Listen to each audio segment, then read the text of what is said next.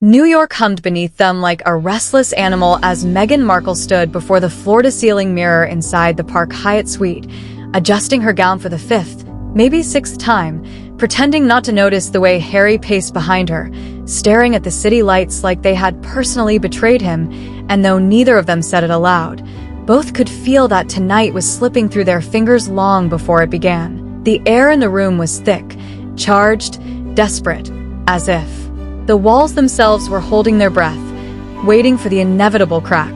Meghan's stylists fluttered around her in nervous half-circles, whispering about angles and lighting and the exact way the fabric should fall across her shoulder so the photos would capture the illusion of effortless grace, while Harry moved like a ghost, silent and simmering, pretending to read the event program but absorbing none of it.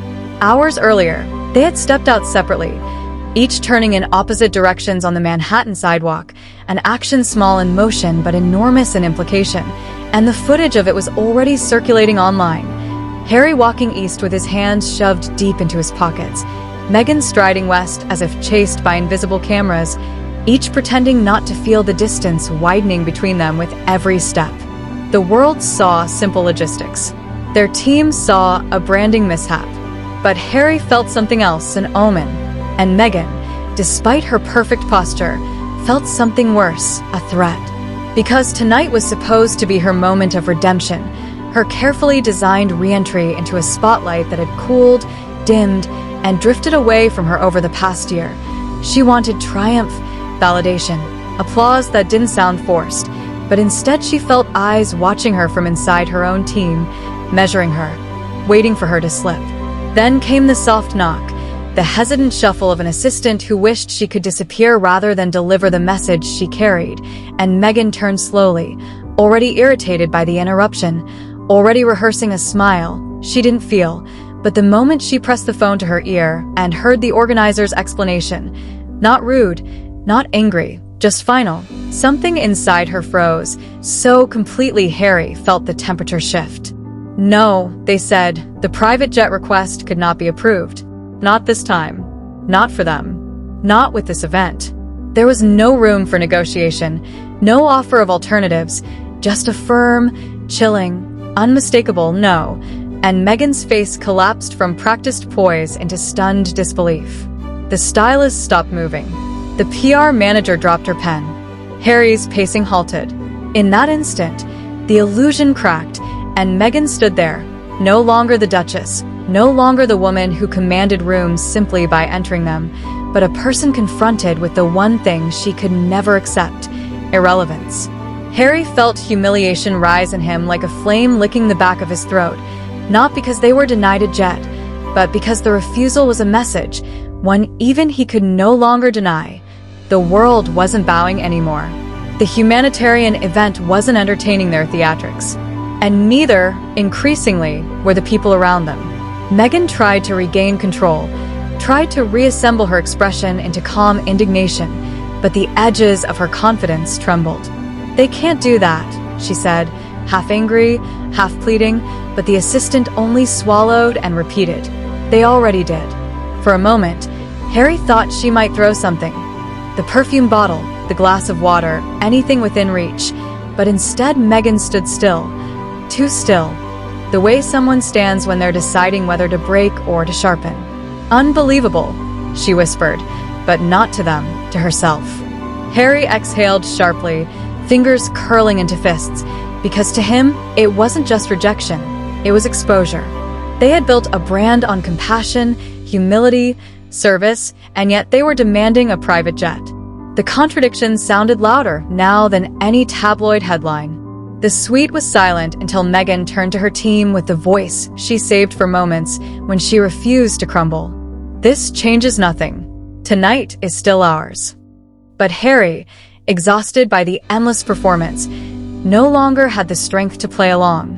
"No," he muttered, loud enough to silence the room again. "It's not ours. It never was."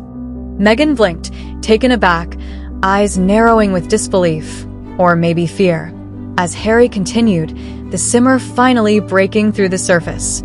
"They're tired, Meghan. The organizers, the sponsors, the staff. Everyone. They're tired of the drama, the demands, the expectations. The world seemed to tilt as he spoke, because this was the truth he had swallowed for years, the truth he had softened, diluted, repackaged, so she wouldn't feel attacked. But tonight, the words came out raw. "They know who we are," he said, voice dropping lower, darker. "And that's the problem." Meghan's face hardened instantly, her breathing shallow, chin raised like a shield. She looked at him not like a husband, but like an adversary who had just crossed a line. The stylist shifted uncomfortably, eyes darting between them. The publicist took a slow step back. No one dared speak. And the more the silence stretched, the more Harry realized exactly where they were standing. Not in a luxury hotel suite, not on the brink of a glamorous gala, but on the edge of an unraveling years in the making. Meghan stepped closer, lowering her voice so the room could pretend not to hear. "So you think I'm the reason?" she asked softly, dangerously. Harry didn't answer. He didn't need to. The truth was already hanging in the air, heavy and undeniable. Meghan let out a small laugh, one filled with disbelief, bitterness, and something colder underneath. "After everything I've done for us, this is the moment you choose to turn on me?" Harry shook his head. "I'm not turning on you, Meghan. I'm telling you what nobody else will." But to her, that felt like betrayal. To him, it felt like survival. The tension thickened, filling every corner of the suite until even the city noise outside seemed muted by it. Meghan's team resumed moving, but cautiously, like people navigating a room filled with broken glass. She returned to the mirror, reapplying lip gloss with hands that weren't as steady as she wanted them to be. Harry turned back to the window, shoulders rigid, jaw tight, as though the skyline could offer answers he had run out of. This wasn't partnership. This was pressure. This wasn't unity. This was unraveling. And deep down, beneath the adrenaline and anger, both of them knew something had shifted permanently with that single phone call. The private jet denial wasn't the humiliation. The humiliation was realizing the world no longer catered to their narrative. For the first time, Meghan felt the faint tremor of something she had always feared, the loss of control, and Harry felt the echo of something he had denied for too long, regret. And yet the night was just beginning. The next 48 hours spun like a storm Harry never saw coming, a slow-burn chaos that began with whispers, then built into something feral, the kind of narrative avalanche that crushes whatever stands in its way, even if that thing is a marriage already stretched thin. Harry watched from behind the thick hotel curtains as vans from international tabloids parked across the street, their antennas pointed like weapons toward the lobby where Meghan had given her spiraling off-script monologue. She hadn't slept since the gala. Instead, she paced, rewrote, deleted, rewrote again, her words turning sharper each hour, muttering to herself about plots and sabotage and how she would not be silenced again. Harry tried to calm her, but each attempt only made her more defensive, more volatile, as if every gentle question was an insult. Meghan insisted that the world needed to hear her truth, that the mic being taken from her was symbolic, an attack, a humiliation, a message from the establishment. And Harry, exhausted and torn, didn't know how to explain that sometimes a missing mic is just a missing mic, not a global conspiracy. But she wouldn't hear it. She wouldn't hear anything that didn't match the story she crafted in her mind, and he could see the shift in her eyes, the one he had come to fear. The flash of certainty, the armor of conviction, the insistence that she alone understood the whole picture. Meanwhile, the internet went feral. Clips from the gala were dissected, slowed down, subtitled, re-uploaded. One angle captured Meghan shouting, "Where's the mic? Give it to me," while another showed Harry's stiff posture as he tried to finish his speech. Comment sections became battlegrounds. Commentators on morning shows questioned her behavior. Late-night hosts cracked jokes. Even celebrities who once supported them were suddenly silent. And Meghan read every post, every headline, every insult. She consumed it like poison, letting it fill her until she hummed with rage. She insisted they film a response video, but Harry refused, kindly at first, then firmly, and that was when the shouting began. She accused him of betraying her, abandoning her, playing into the narrative that she was unstable. Harry stood there stunned, realizing how painfully familiar this felt, like arguments he'd watched as a child, voices rising, someone storming down a hall, someone else shutting down entirely. He didn't want to relive history. He didn't want to be the man caught between loyalty and exhaustion. But Meghan didn't slow down. She only pushed harder. She drafted a public statement without him, one that painted the gala incident as a deliberate attempt to silence a woman of color. Harry read it and felt a cold twist in his stomach, not because of the topic, but because it simply wasn't true, and he hated how easily she bent reality when it suited the narrative. When he said they couldn't release it, Meghan stormed out, slamming the door so hard the frame rattled.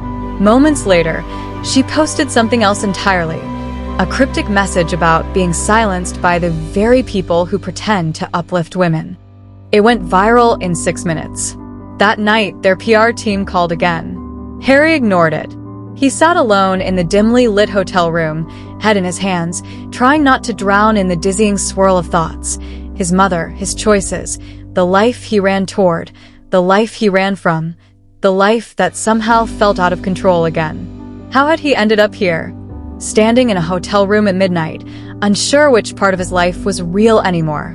Meanwhile, Meghan didn't return. Harry found her hours later in the hotel's rooftop lounge, sitting with a group of Hollywood influencers she barely knew, venting loudly about how the establishment was out to destroy her. The influencers nodded politely, awkwardly, because they knew chaos when they saw it, and Hollywood had its own ways of distancing itself from a sinking storyline. Harry approached her gently, asking her to come back to the room. Meghan brushed him off, laughing too loudly, sipping champagne like she needed it to breathe. She snapped at him when he tried again, accusing him of trying to control her voice. For the first time, strangers saw the fracture up close. Phones were out. Cameras hovered. Harry felt humiliation burn through him, not because she was emotional, but because he saw in her eyes that she wasn't speaking to him anymore. She was speaking to the invisible audience she believed she owned. The next morning, the footage leaked. Every entertainment outlet ran the clip of Meghan dismissing Harry's touch on her arm, her voice sharp, her expression somewhere between frantic and rehearsed. The public was brutal. Commentators asked whether Meghan was spiraling again. Others asked why Harry looked so defeated. A few said Meghan was being disrespected. Most didn't. Meghan's anger turned volcanic. She blamed the hotel staff, the influencers, the security team, even Harry, especially Harry. She claimed he allowed it to happen. Harry tried to explain that he wasn't responsible for everyone with a camera, but she wouldn't listen. Her rage grew until she was shaking, pacing the room, saying she needed to reclaim the narrative before the world destroyed her. When he tried to stop her from posting another impulsive statement, she shoved his hand away. That was new. That crossed something inside him he didn't know could break. He stepped back. The room suddenly felt airless. He asked her, calmly, quietly, to stop for one moment and breathe. Meghan screamed that he was treating her like everyone else, like the palace, like the press, like the people who tried to silence Diana. And that was when Harry snapped, not in anger, but in heartbreak. He told her she wasn't Diana. She froze. The silence that fell between them felt ancient and dangerous, like something neither could take back. Meghan stared at him, stunned, betrayed, trembling. And then she whispered something he would remember for the rest of his life. "You were supposed to protect me." She said it like a curse, like a prophecy, like a sentence passed down. Harry felt something collapse inside him. Not love, not loyalty, but the last fragile illusion he'd been clinging to since the day he left the palace. For the first time, he saw her not as a victim of the world, but as someone who needed conflict to feel alive, someone who crafted chaos and then blamed the universe when the fire spread. He didn't answer. He couldn't. Hours later, she locked herself in the bathroom to film a video statement. Harry didn't stop her this time. He just walked to the window, looking down at the crowd gathering once again, cameras flashing, headlines updating every second. And for the first time, He wondered if love alone could survive this level of noise. For the first time, he doubted the answer. And that single doubt felt louder than anything Meghan had shouted all week. The day after Meghan locked herself in the bathroom to film her emotional message, the world exploded with an energy that felt almost predatory, the kind of obsessive worldwide focus Harry had lived through before but never truly learned to survive.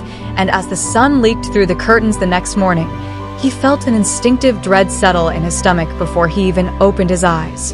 Meghan's video, shaky, breathless, tearful, filmed in that tight close-up she preferred because it made her eyes look more cinematic, had gone viral within an hour because of course it had. The internet devoured vulnerability, or the performance of it, faster than truth itself. In the video, she claimed she had been mistreated, silenced, humiliated, her voice stolen during the gala, hinting again at conspiracies, institutional bias, and forces trying to erase her. Harry watched the clip from the corner of the hotel room, hands trembling slightly, because the version of events she presented bore only the faintest resemblance to reality. She made herself the tragic heroine of a narrative that had never happened. She implied Harry had left her alone with manipulators, that she had been attacked by the machine, that people were out to destroy her spirit. And, the most painful part, she didn't mention him once. She talked about my struggle, my pain, my voice, and Harry realized that in her story, he was no longer co-star, no longer partner. He was background noise, a prop, a mirror, a witness she didn't need. The comments were divided, viciously so, half sympathetic, half mocking, all loud. Meghan read every single one, refreshing obsessively, muttering to herself, screenshotting supportive ones, raging at the critical ones, pacing the room like a caged storm. Harry tried to take the phone from her gently, but she jerked away like he was trying to take oxygen from her lungs. They need to know, she kept repeating, they need to understand what I went through, even though Harry couldn't identify what I went through even referred to anymore. The incident with the mic, the rooftop meltdown, the influencers filming her own fear, her own narrative, it all blurred. Meanwhile, the hotel staff grew nervous. Paparazzi swarmed the entrances. Security had to escort guests through back hallways. Their presence had turned the place into a pressure cooker. Meghan demanded privacy, while simultaneously broadcasting her anguish to 50 million people. Harry stood in the middle of the chaos, feeling like a soldier who'd wandered into the wrong battlefield. That night, their PR team finally reached Harry directly, through the landline the hotel kept for emergencies. They told him bluntly that Meghan's video had triggered a wave of backlash from entertainment executives, donors, and even charities they had partnered with. They said Hollywood was calling her unpredictable, exhausting, too volatile to work with. They said Harry needed to regain control of the situation. And Harry, exhausted beyond anything he could remember, answered with a hollow laugh. Control? They thought he had control? He hadn't had control of anything in years. When he hung up, Meghan emerged from the bathroom wrapped in a robe, eyes red but charged with an eerie kind of triumphant energy, as if she had purged something painful and felt powerful again. She told him the video was necessary, that she had finally told her truth, that people would rally to her. Harry didn't correct her. He didn't have the strength. All he managed was a quiet, "Can we rest now?" Meghan stared as if the suggestion insulted her. Rest? While the world is tearing me apart again. Harry closed his eyes, trying to keep calm. She insisted on doing another live stream. Harry begged her not to, not out of anger, but desperation, because he knew she would unravel further and drag him down with her in front of millions of people watching like hawks. She accused him of trying to silence her. He told her he was trying to protect her. She said she didn't need protection. She needed amplification. Their argument spiraled, growing louder, sharper, faster, until Meghan grabbed her phone and tried to go live. Harry, terrified, reached out and gently took her wrist, not forcefully, just enough to stop her for 1 second. Meghan froze, staring at his hand like it was a weapon. Then she whispered, with chilling clarity, "You're just like them." Those words sliced him open. Them meant the institution, the tabloids, the ghosts of his childhood. Harry felt something inside him shatter, not loudly, but quietly, like a hairline crack that suddenly grows. He let go of her. Meghan walked to the corner of the room, lifted her phone, and turned on the camera, but before she could press the button, security knocked on the door. The hotel manager asked to speak with them, privately, urgently. When they stepped into the hallway, he informed them the hotel had received threats, both toward Meghan and against the hotel itself, and for safety reasons, they needed to move to a more discreet location. Meghan immediately accused the hotel of trying to hide her away. The manager, pale and sweating, insisted this was about safety. Harry apologized to the staff, feeling a mix of shame and sorrow. They had become a danger zone. They were escorted through a service corridor that smelled of detergent and metal, out a back entrance, into a vehicle that took them to a secluded private residence owned by one of the hotel investors. Meghan cried the entire drive, not softly, but theatrically, gasping between sentences. Harry stared out the window, feeling strangely hollow, his heartbeat slow, heavy. When they arrived, the house was quiet, dark, safe. But safe did not mean peaceful. Meghan stormed into the living room and began pacing again, insisting that they needed to film a documentary, expose everything, control the story. Harry didn't answer. He had reached a level of exhaustion where words felt impossible. Meghan noticed his silence and snapped. "Why aren't you supporting me? Why are you just standing there?" Harry looked at her, really looked, and saw the fear beneath her rage, the desperation to be adored, the terror of irrelevance, the need to be validated by millions of strangers. He saw the girl beneath the Duchess mask. He saw a mirror of his own childhood trauma, twisted into something else. And he finally said the thing she feared most, "Because I don't know if this is still about us or just about you." Meghan flinched. Her face went blank for a second, then flooded with fury. She accused him of abandoning her, betraying her, choosing the world over her, choosing the crown over her, choosing everyone but her. Harry listened, numb. And then, for the first time since the gala, he cried. Not loud, not dramatic.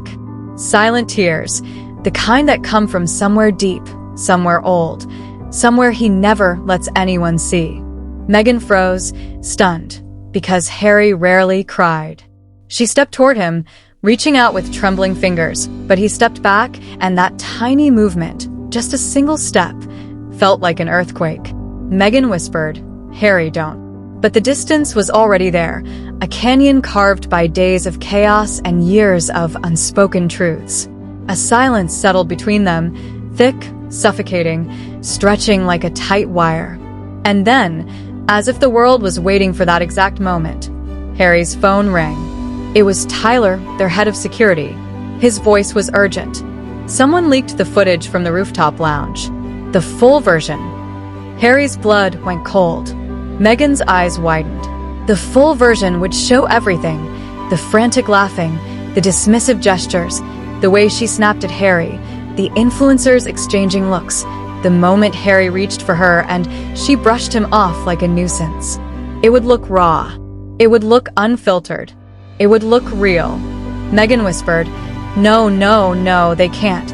Harry felt the ground shift beneath his feet. Tyler continued, "It's spreading everywhere. And, sir, there's more coming." Harry didn't ask what more meant. He already knew. The world had smelled blood, and the feeding frenzy was only beginning. Meghan sank onto the couch, shaking, whispering to herself, eyes wide and unfocused. Harry stood still, heart pounding, realizing with perfect clarity that the next 24 hours would determine everything: their future, their marriage, their reputation, their sanity. And in that moment, as the storm outside grew into something monstrous, he understood that part one of their downfall had only been the beginning. The hours that followed felt like the longest of Harry's life, a slow suffocation wrapped inside a hurricane, because once the full rooftop footage hit the internet, everything shifted. Public opinion, press coverage, celebrity alliances, even the tone of the voices on social media. The short, clipped versions had made Meghan appear erratic.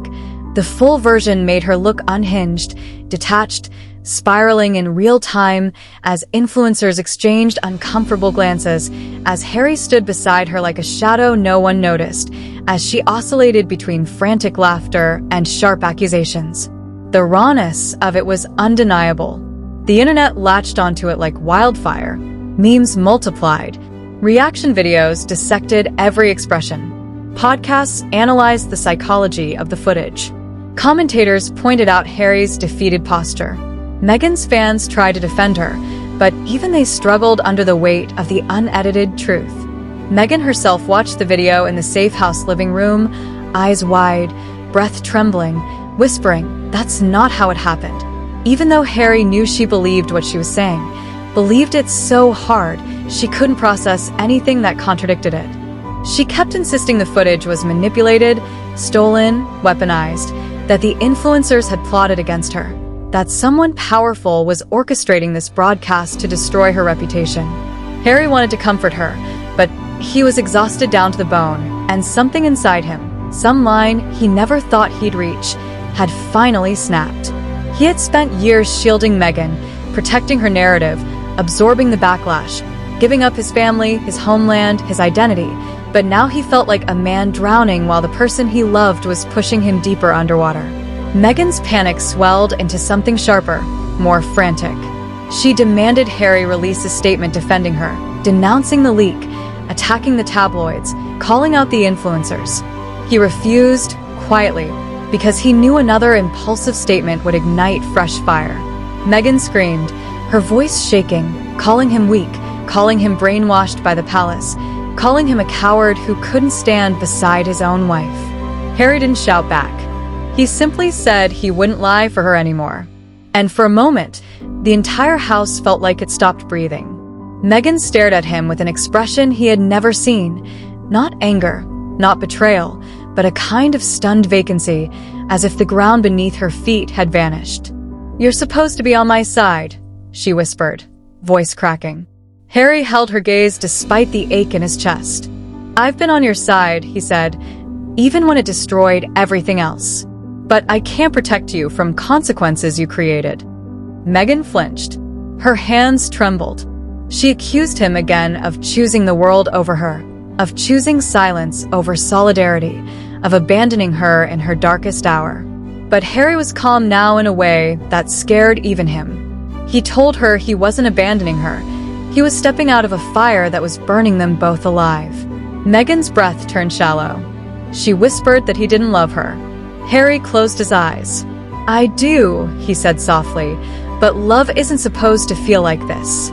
Before Meghan could respond, Tyler burst into the room. His face was grim. He held his phone out to them. Something else had leaked. A new video. Meghan looked like she might faint. This one showed a behind-the-scenes moment from the gala. Meghan angrily confronting a staff member for not handing her the mic fast enough, her voice sharp, her gestures aggressive, her expression fierce and impatient. The staff member apologized repeatedly while Meghan berated her, demanding to know why she wasn't prioritized, insisting she had been promised the mic. The footage was bad, really bad. Harry watched in horrified silence as Meghan's face filled the screen, furious, demanding, nearly trembling with entitlement. The staff member's eyes were glossy with tears. The room felt heavy, frozen.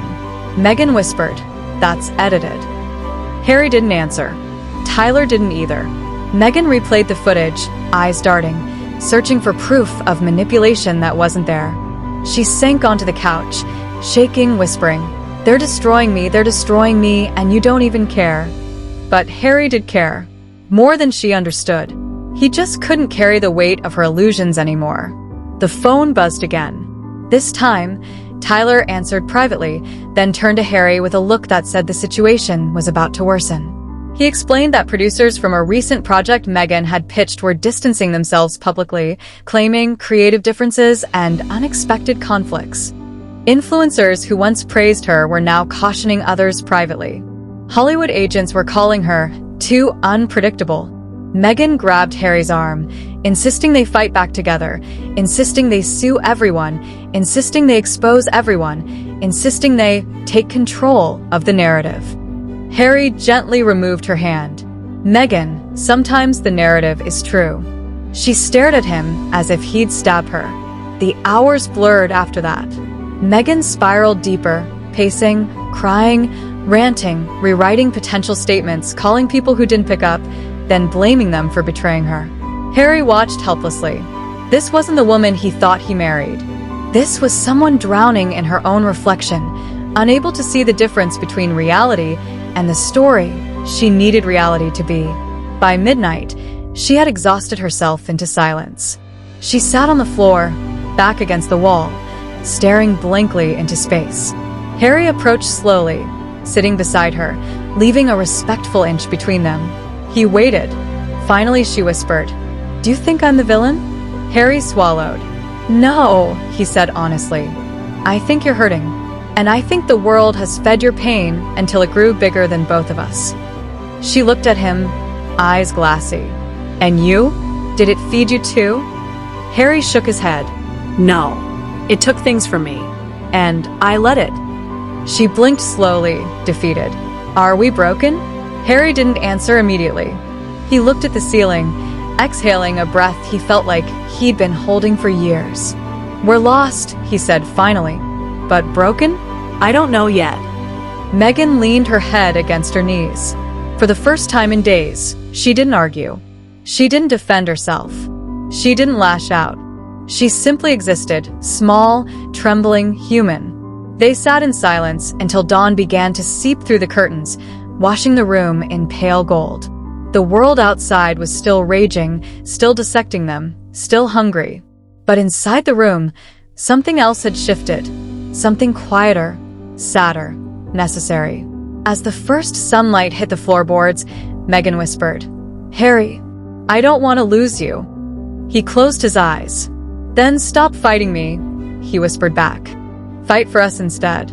The words hung between them like a fragile truce. Whether it would hold, neither of them knew. The day ahead would bring more headlines, more fallout, more judgment. Their future was uncertain, tangled, fragile.